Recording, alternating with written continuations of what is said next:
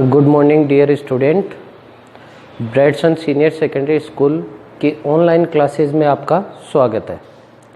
जैसा कि सर्वविदित है कि कोरोना महामारी के कारण सारी अर्थव्यवस्था ठप है, लेकिन स्टूडेंट के फ्यूचर के लिए ब्राइटसन सीनियर सेकेंडरी स्कूल के द्वारा ऑनलाइन क्लासेस का आयोजन किया जा रहा है, जिसमें सर्वप्रथम हम 12th साइंस की ऑनलाइन क्लासेस स्टार्ट कर रहे हैं। इसी श्रेणी के अंदर आज मैं आपके सामने हूँ भौतिक विज्ञान यानी फिजिक्स की ऑनलाइन क्लास के लिए। डियर स्टूडेंट, हम अपने सब्जेक्ट की बात करें यानी फिजिक्स की बात करें तो फिजिक्स के अंदर सबसे पहले मैं स्टार्ट कर रहा हूँ फर्स्ट यूनिट, जिसका नाम है स्थिर वैद्युतिकी या इंग्लिश में इसे बोला जा सकता है इलेक्ट्रोस्टैटिक्स। इस यूनिट के अंदर टोटल 4 चैप्टर शामिल हैं और उसी 4 चैप्टर की कड़ी के अंदर सबसे पहला चैप्टर जिसका नाम है विद्युत क्षेत्र यानी इलेक्ट्रिक फील्ड। तो आज सबसे पहले हम बात करेंगे किसकी? स्थिर वैद्युतिकी। यानी स्थिर वैद्युतिकी क्या होती है, इसे क्यों इतना ज़्यादा महत्व दिया जाता है, इसे क्यों काम में लिया जाता है।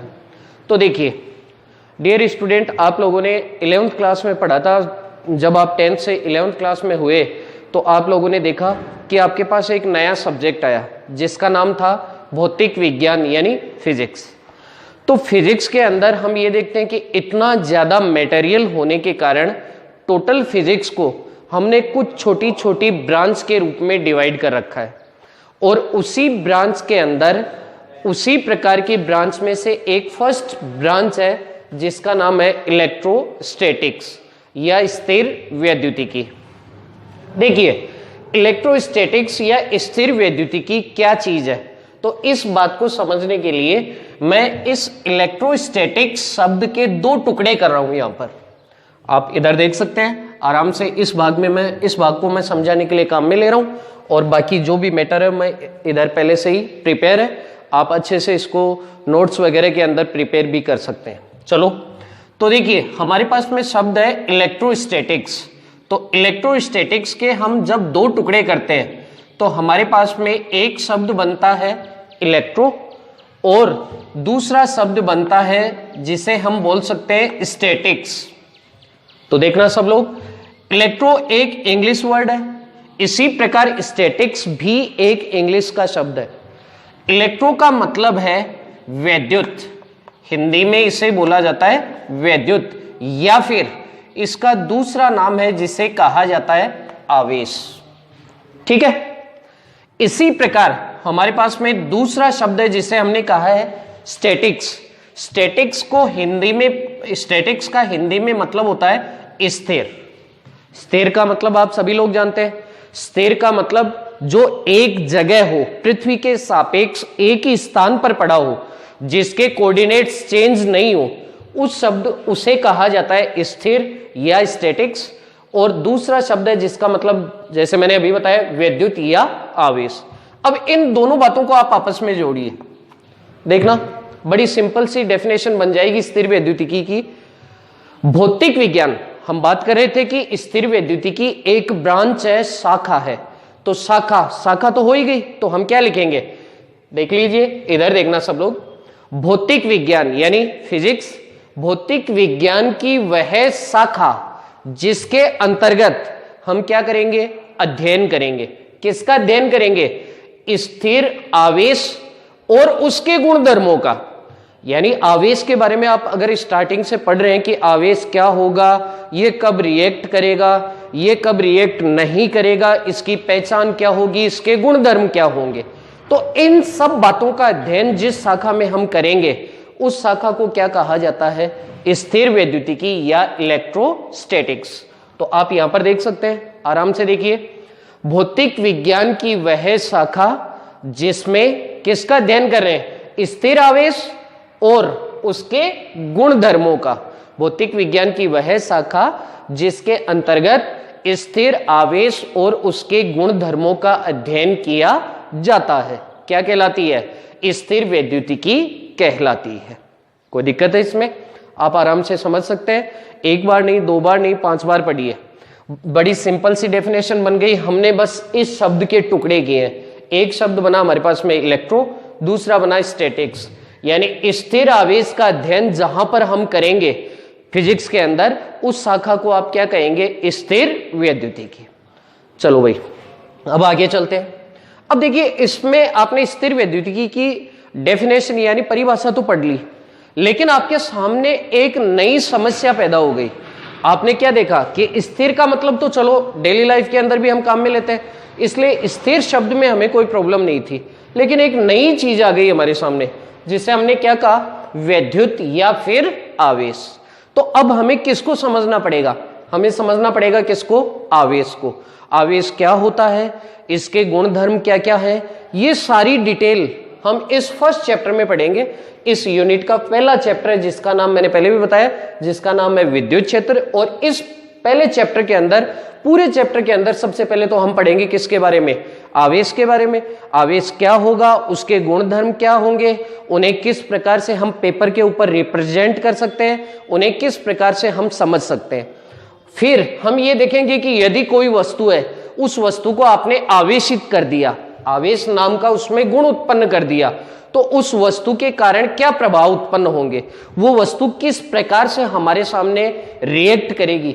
और उसी श्रेणी के अंदर हम ये देखते हैं कि जब आप किसी भी वस्तु को आवेशित करते हो तो वो एक क्षेत्र उत्पन्न करती है। क्षेत्र का मतलब है कि अपना एक प्रभाव उत्पन्न करती है, और उस प्रभाव को हमने नाम क्या दे दिया? विद्युत क्षेत्र। यानी कोई भी जो आवेशित वस्तु है वो अपने आसपास अपना एक प्रभाव क्षेत्र उत्पन्न करेगी, और उस प्रभाव क्षेत्र को हमने क्या नाम दे रखा है? विद्युत क्षेत्र। जैसे कि मैं आपको एक एग्जांपल देता हूं।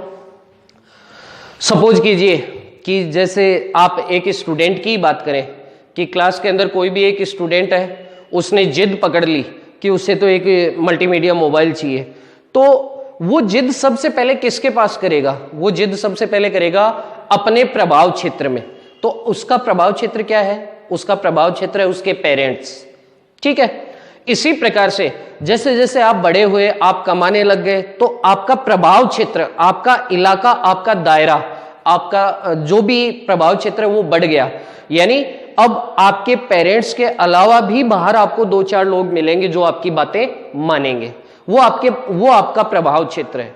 तो ऐसे ही जब आप किसी भी वस्तु को आवेशित करोगे तो वो अपना एक प्रभाव क्षेत्र उत्पन्न करेगी, और उस प्रभाव क्षेत्र को हमने क्या नाम दे रखा है? विद्युत क्षेत्र।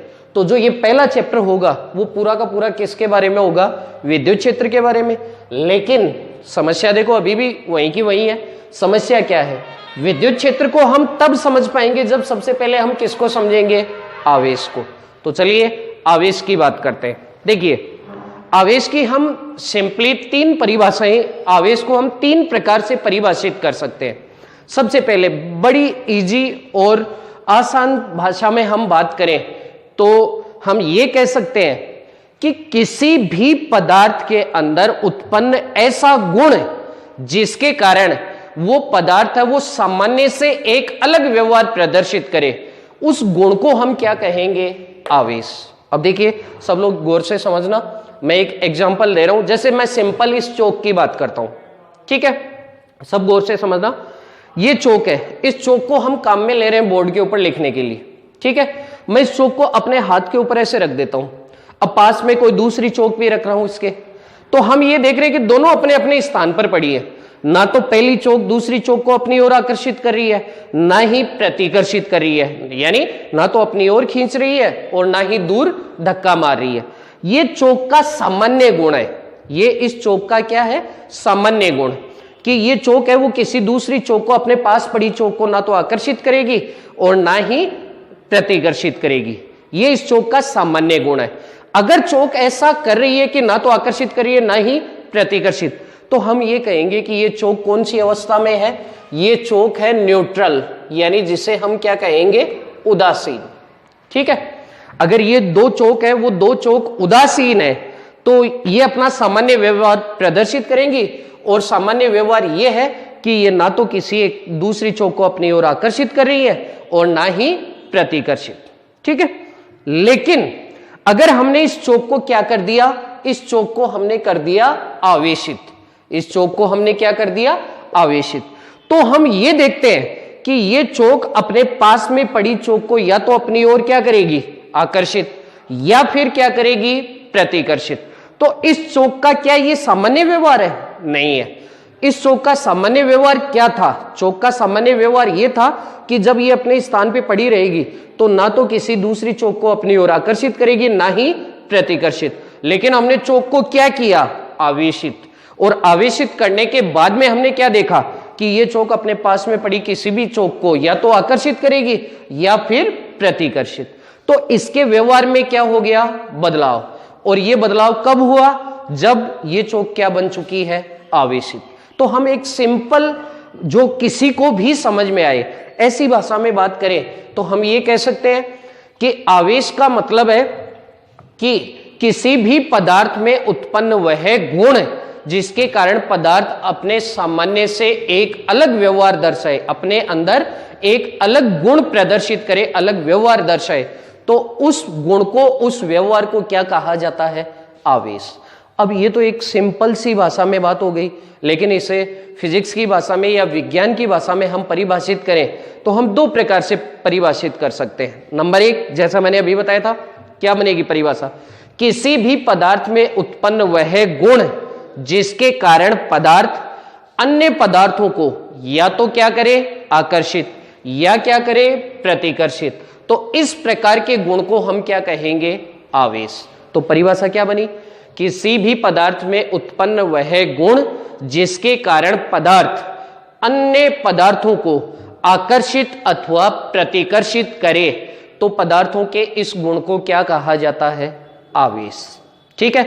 और इसे बेहतर बनाएं तो हम ये देखते हैं कि ये जो आकर्षण अथवा प्रतिकर्षण की जो प्रक्रिया है वो तभी घटित होगी जब पदार्थों के द्वारा दो प्रकार के क्षेत्र उत्पन्न किए जाएं, दो प्रकार के प्रभाव उत्पन्न किए जाएं, जिन्हें क्या क्या कहा जाता है? एक को कहते हैं विद्युत क्षेत्र और एक को कहा जाता है चुंबकीय क्षेत्र।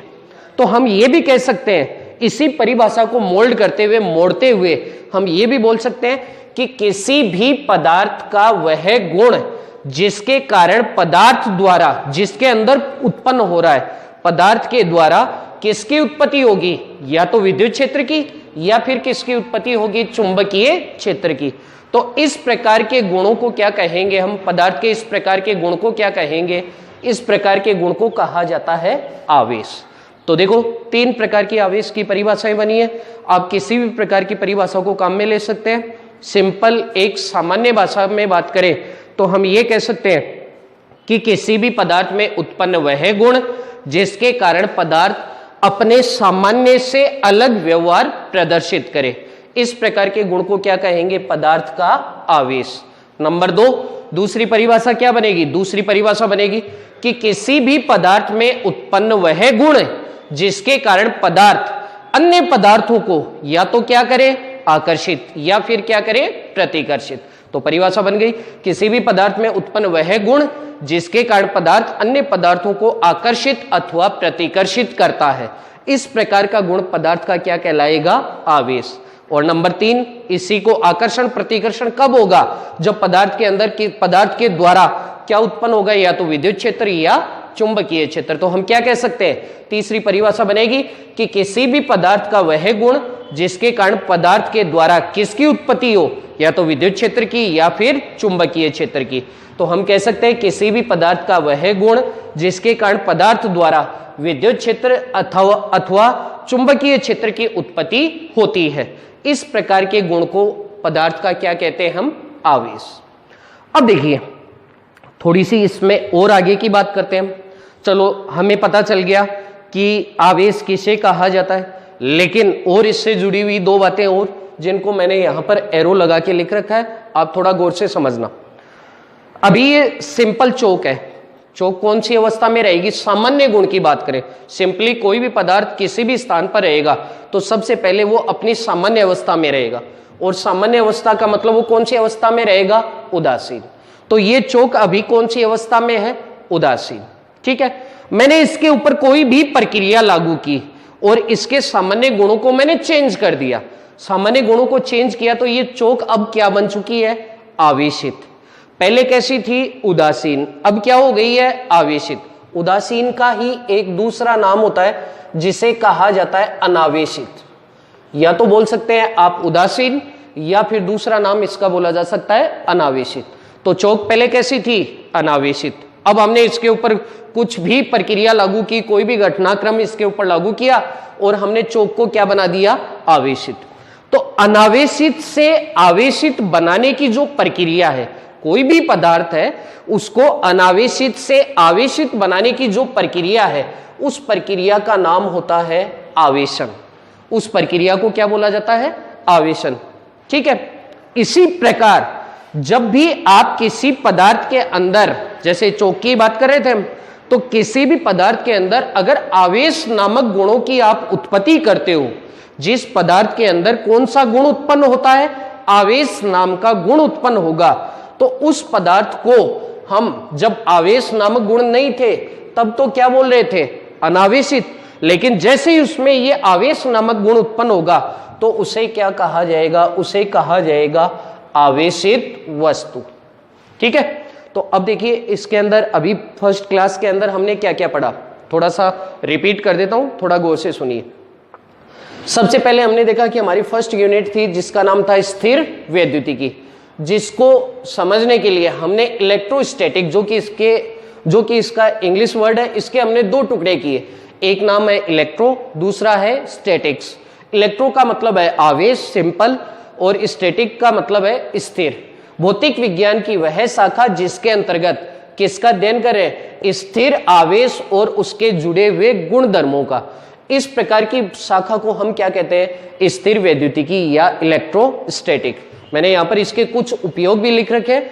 इलेक्ट्रोस्टैटिक के डेली लाइफ के अंदर कुछ अनुप्रयोग है, एप्लीकेशंस है, जिसमें एक मुख्य है प्रदूषण नियंत्रक के रूप में, कि अगर हमारी प्रकृति के अंदर बहुत ज्यादा पोल्यूशन हो जाएगा, प्रदूषण हो जाएगा, तो उसे कंट्रोल करने के लिए जो भी हम मशीनरीज या फिर जो विधियां काम में लेते हैं, तो उसमें कौन काम में आता है? उसमें काम में आती है इलेक्ट्रोस्टैटिक्स।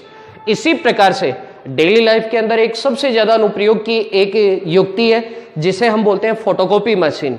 सपोज कीजिए आपके पास आपका आधार कार्ड है, आपको उसका एक फोटोकॉपी चाहिए, उसका एक प्रिंट चाहिए, तो आप तुरंत क्या करते हैं? फोटोकॉपी मशीन के अंदर आधार कार्ड को लगाया, बटन दबाया और हमें उसकी एक प्रतिलिपि फोटोकॉपी प्राप्त हो गई। लेकिन समझने वाली बात है कि फोटोकॉपी है वो कैसे काम करती है, इसने हूबहू वैसी की वैसी नकल कैसे हमें प्रदान की। तो उसके अंदर जो प्रक्रिया काम में ली जाती है वो भी किसके ऊपर आधारित है? इलेक्ट्रोस्टैटिक्स के ऊपर। ठीक है। चलिए अब हमने आगे बढ़ते हैं। तो इसके अंदर हमने देखा कि स्थिर वैद्युतिकी है, उसके अंदर हम किसका अध्ययन करेंगे? आवेश का। तो आवेश होगा क्या? तो मैंने जैसा कि बताया कि आवेश को हम तीन प्रकार से परिभाषित कर सकते हैं, लेकिन आप सबसे बढ़िया परिभाषा ये काम में लीजिए। परिभाषा क्या होगी?